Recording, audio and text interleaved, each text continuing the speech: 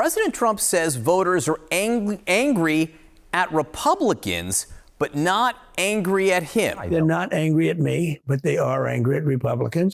He's full of it. The president's full of it. I mean, that's just the bottom line. I mean, that is the scientific answer. That's a scientific phrase. I mean, you could just see it here, how voters are feeling. 43% of them in an average of polls are choosing the Republicans for the House. The Republicans for the House are outrunning President Trump. His approval rating is just 37% in an average of polls. They're outrunning him by 6 points. Among independents, the spread's even wider. I have it as a little nugget down there. The House Republicans are outrunning Donald Trump by 9 points, although they're both doing poorly. But the bottom line is this. When Donald Trump says that voters are angry at Republicans, not him, that, simply put, is not the case looking at the data. And in fact, when it comes to what voters want to see members doing vis-a-vis Donald Trump, what is it? What do they want him to do? I mean, it's just really clear here. Take a look here. Voters who want congressional Republicans to do more to stand up to Trump or work with Trump. 56% say more to stand up to Trump. That's what they want congressional Republicans to do, compared to just 35% who say they want congressional Republicans to work more with him.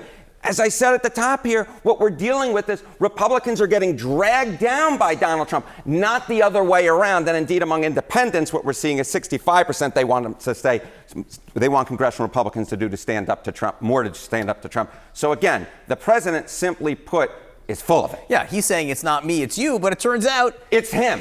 It's him. It's him. It's a relationship, and in this case, it's him. And you got more numbers to show this. Yes. Yeah, okay. What about Republicans, right? You know, this idea, Republicans, you know, they're upset with the congressional Republicans not working with me enough necessarily. But again, how Republican voters are feeling, this is the Republican base. 94% of them say that they're going to vote for or choosing Republicans for the House. Look, President Trump isn't doing poorly with Republicans, but he's not doing as well as House Republicans are on the generic congressional ballot. He's just getting 80% right now approval among Republicans. So some quick math for you, 94 minus 18, the House Republicans are actually the ones that are outrunning Donald Trump by 14 points. This number is higher than this number. Yes, it is. Okay, so just talk to us about what the prediction markers are then saying about the Senate. Yeah, okay. Republicans actually have a chance to hold the Senate. Chance to win the Senate in 2026, 53% chance compared to the Democrats' 47% chance. But that is simply put because voters who disapprove of Donald Trump may actually still vote Republican for the United States Senate. Dem House incumbents losing primaries in 2026. We're already up to 6. That marks the highest for a non-post census cycle in at least 50 years. Democrats are infuriated with their party, and as I said at the beginning, they're throwing them out. First of all, that was a very nice move. Second of all, is it just a matter of them losing in races for re-election, or are they being thwarted elsewhere as well? They are being thwarted elsewhere as well, as I almost take on an old-timey accent. Take a look here. Dem nominees for Senate and Gov per cycle, sitting U.S. House members. So far this year, 0, 0, 0. Haley Stevens, of course, wanted to go up and be the nominee for Senate. Didn't happen. The 2000s average is 4. If this 0 holds, that would be obviously a record, or tied for a record, but there is one favorite up, Chris Pappas up in New Hampshire, but that would still be a low for a midterm in the 2000s. So we're not just seeing it in terms of primaries for the House, we're seeing it as they try and climb the ladder as well. What is one of the problems that incumbents are having? What is one of the problems that incumbents are having? How about this? Dems who say that their party is closely tied to elite interests. Look at this. 51% of all Democrats, 59% of those who like the DSA as well. But this is a mainstream thing where it's not just DSA Dems who think that their party is closely tied to elite interests. It's the party at large. No wonder the incumbents are struggling so much in these primaries this season. This is a notable thing here. The similarity between these two numbers is because you always seem to think, oh, is this just a progressive thing, thing? No, it is the entire party that is frustrated with their leadership. Okay, and as we look at the map, I mean, I know people think, hey, we're well into August now. We must be done with primaries. We're not. We are not done with primaries. You think that 6 is high? I think it's going to climb even higher. Take a look at this. Okay, chance that 7 or more House incumbents lose their primary in 2026. We're up to a 93% chance per the Kalshi prediction market. So we're already at a record, but we're going to climb even higher if we think what's going to happen does happen in these House primaries, because we have Massachusetts, we have Connecticut, we have a whole slew left to be done. You ain't seen nothing yet. I'm counting down the 5 biggest drops in Trump's net popularity rating on the different issues, from number 5 all the way up to the greatest single one in this video right over here. The MAGA movement was built among the working class, non-college Americans. And take a look at this trend line that we're looking at in the data. Here we go. Okay, net favorability rating, the MAGA movement, non-college adults. Back in October of 2024, look at that. On the plus side of the ledger, positive, plus 6 points. Down we go into the Atlantic Ocean now. Look at this movement. Now minus 22 points. That is a shift, Johnny B, of 28 points away from the MAGA movement, away with non-college Americans. So the bottom line is the group at which the Trump movement was built upon, they are shifting away and saying, we don't like MAGA anymore. Same question, same poll here. This is really interesting to see these numbers move like that. Yes, exactly right. It's the same question, same poll. All right. So how about what the same group is saying about Donald Trump specifically? Yeah, okay. So you know what? The idea being, okay, maybe they've soured on MAGA, but they haven't soured on MAGA, but maybe they haven't soured on me, Donald Trump might be saying.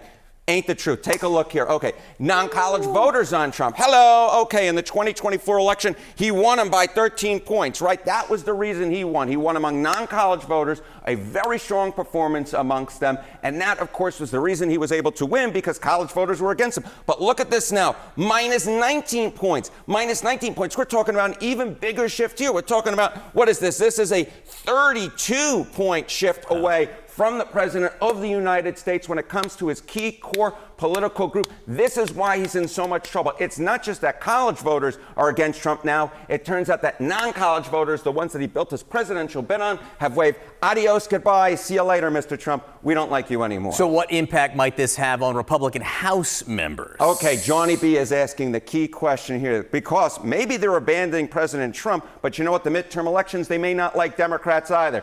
Well, if you're a congressional Republican, you wish that to be true, I have bad news for you, because it turns out that the non-college voters are turning on you too, and it may in fact turn you out of power in the congressional elections coming up in the midterms. Choice for the House, non-college voters, 2024 election, look at this. Republicans plus 13 points. Now Democrats actually lead among non-college voters in an average of polls. It's just a point, but you know what? When it comes to a point, and given how well the Democrats are doing among college voters, these are the types of numbers in which blue waves are built, and therefore we can say that the key group that put Donald Trump in the White House, the key group that he built the MAGA movement upon, is leaving him, and it's leaving congressional Republicans too. This is the best looking polling for Democrats in the Senate race since really the 20th century. You're going to have to go back probably to the late 80s, the last time they won a Senate race out there, when it was Lloyd Bentsen winning in 1988, because just take a look here. This polling looks so much different than it did 8 years ago. You take a look here, James Tallarico, the latest poll against Ken Paxton, he's actually up by 3 points. Look at where the race was between Beto O'Rourke and Ted Cruz at this point in the 2018 cycle. Ted Cruz was ahead by 6. This is very different. The Democrat here is doing 9 points better. And what is supercharging that? Look at this. Independents moved from tie to plus 39 points for James Tallarico. Independents, the name of the game, shifting significantly to the left camp and supercharging James Tallarico. It could be real. Every single time I look at the poll, I'm going, this can't be right. This could be very, very real. Democrats have a real shot in Texas. So 26 different than 2018.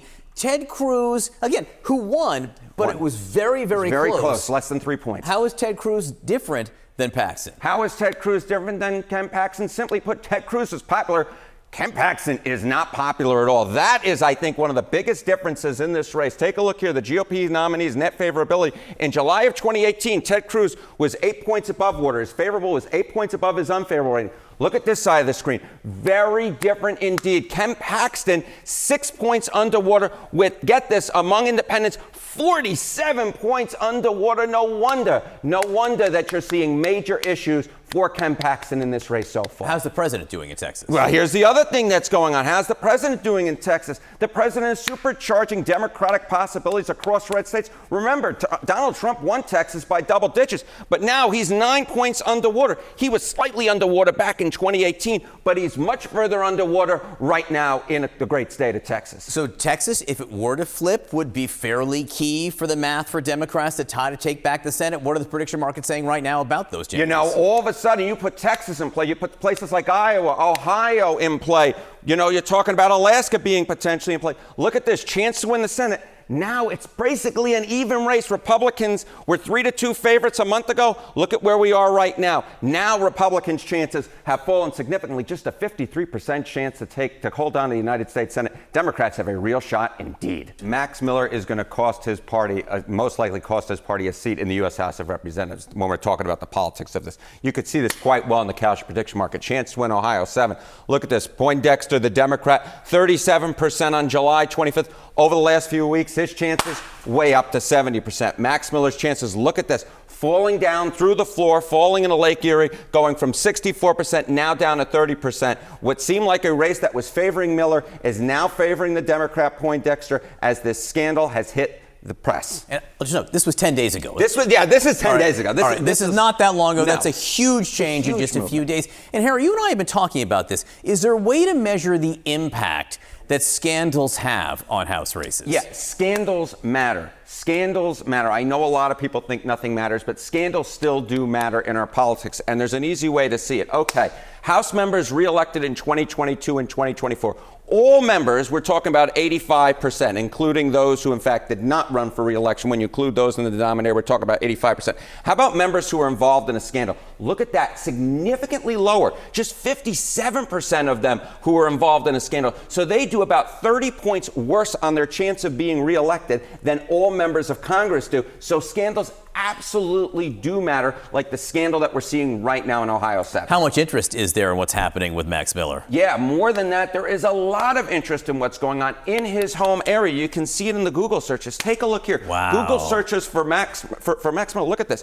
In Cleveland, the Akron area, which is his home area, look at that. John said, wow, up 3,200% in just the last 2 weeks. This is by far the record high for Max Miller in his home area. The people there are listening to what is going on with Max Miller, and obviously the stories are not flattering to him whatsoever. And I said, this is a Trump district, a Republican district, but is it as Republican maybe, or what are the trends in Ohio? Yeah, I think this is so important. This is already shaping up to be a bad Republican year in Ohio. When you have a scandal to tack onto it, no wonder the prediction markets have moved like they have. Take a look here. Ohio voters on Trump. In 2024 versus Kamala Harris, he won by 11 points. Look at his net popularity rating now.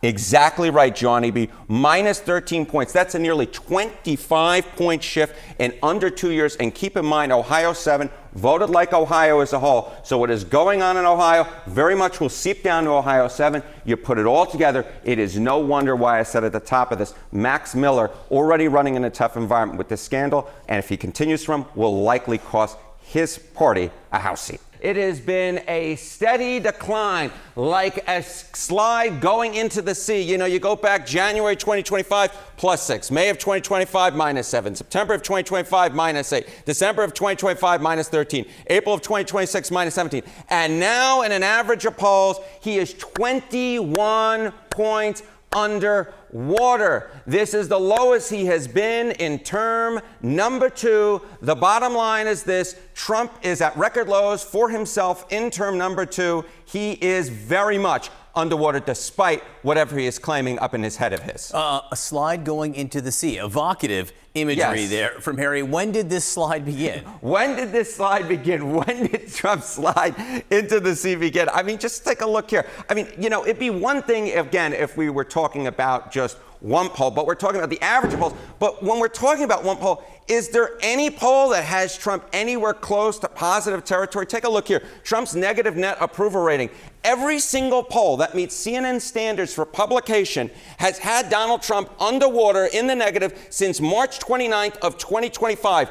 Days in a row, it is 494, nearly 500 days in which Donald Trump has had a negative net approval rating. He's not anywhere close to positive. The Lou Gehrig of presidents in he terms is the of Lou Gehrig, the Cal Ripken of negative ratings. But people would say, hey, look, you know, the president had low approval ratings in his first term also. Not this low. Not this low. Take a look here. Trump's net approval rating at this point. In term 1 at this point, he was 12 points underwater. He is now broken the 20-point barrier in the negative, minus 20 points. And you know I always love a little nugget here. Goes from -8 to -47 points with independents who are driving this. And what do the prediction markets say this means about his chances of maintaining control of the House? Yeah, okay. If you have a negative 21 51 net approval rating. There's no way your party controls the House if this holds until Election Day. Chance to win the House. Democrats now up to an 84% chance, up from 73% just a few months ago. Republicans now with just a 16% chance, according to the cash prediction markets. Trump's negative net approval rating is driving this. Once El Sayed became the favorite for that nomination, and now that he's actually become the nominee, Democratic chances have fallen dramatically. You can see it right here, cash prediction odds. Take a look here. Chance to win the Michigan Senate race. You go back to April at this point in the month, Dems had a 79% chance. Look how that number has fallen dramatically. Down we go into Lake Michigan. Now we're talking about just a 59% chance, while Mike Rogers, the Republican nominee, look at this, 21% chance, basically doubling, now up to a 41% chance. So the people who are putting their money where their mouths are quite skeptical at this point, or at least significantly more skeptical, that Democrats will be able to hold on to the Michigan Senate seat with El Sayed as the nominee, though I still should note he is the slight favorite here. But given Michigan being a purple state and given where Trump's approval rating is, I think it's quite surprising that his numbers are not significantly higher. Let's talk about where things broke down and what that means for the future. El Sayed talks about, being the candidate for the working family, the working class. How did they vote for him? This I think is the big problem, right? Democrats have been hemorrhaging working class voters, voters without a college education. El Sayed comes in, the great promise of him, some populist message, I can connect with those voters. Well, in the primary, it didn't happen. Take a look here. Okay, counties El Sayed won in the primary. 0 of 15. 0 of 15 with the lowest share of college degrees. Ergo, he did not win in those working class areas. Where he did win, he won 13 of the 15 counties with the highest share of college degrees. So you're thinking about Democrats having real trouble amongst the working class. El Sayed's support came dramatically from those areas. In fact, not where there is working class folks, but where there are highly educated folks, more from elite circles than from the working class circles. And I think there's real worries among Democrats. Will that transfer over to the general election and El Sayed continue to have the problems that prior Democrats have had with the working class? You think that's not the only worry the Democrats should have here? No, it's not the only worry because, the polling estimated El Sayed's primary margin by about 10 points. And I think there's a real question, will that happen in the general election again? Because the general election polling is quite tight. And what we know in Michigan is the candidate of the college degrees tend to be overestimated. Will that happen with El Sayed? Maybe, but I think it's just another worry in why this race has closed dramatically and the folks who are trying to handicap it. This is about 30 to 40% of the party, depending on how you exactly look at it. Versus Kamala Harris, Trump easily was winning amongst them by 69 points back in October of 2024. Come over to this side of the screen. Look at this decline in Lake Erie. Right now we're talking about just a plus 10 net approval rating. This is within his own party. He's just barely above water. Do the quick math with me. That's 69, 10. That's a 59-point drop. That is 5 and 9 in the course of under 2 years. So moderate Republicans abandoning Donald John Trump, and that is a big uh-oh. And where and why? Why? Well, you were mentioning it in your intro, right? It's the economy. You think a 59-point drop is a lot? How about this one? Okay.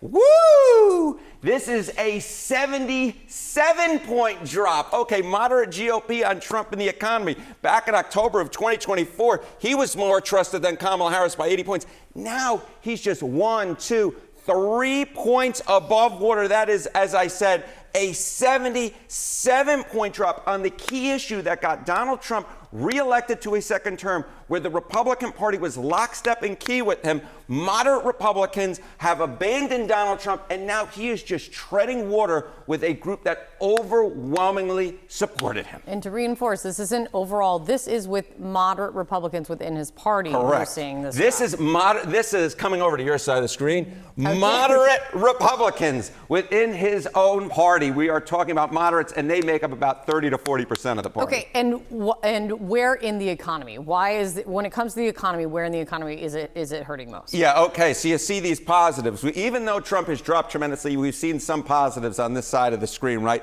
All right, how about time for some negatives? Okay, moderate Republicans, Trump's net approval. On Iran, he's 6 points underwater within his own party. You think that's low? How about 17 points underwater on inflation? Inflation was the name of the game with the economy back in 2024. Now, moderate Republicans who make up roughly 30 to 40% of the party have absolutely left Donald Trump aside, and he is underwater on the key issue of the day. If I'm a Republican running for Congress in those swing districts, I need those moderate Republicans, and they are leaving Donald Trump. They may be leaving those Republican candidates as well.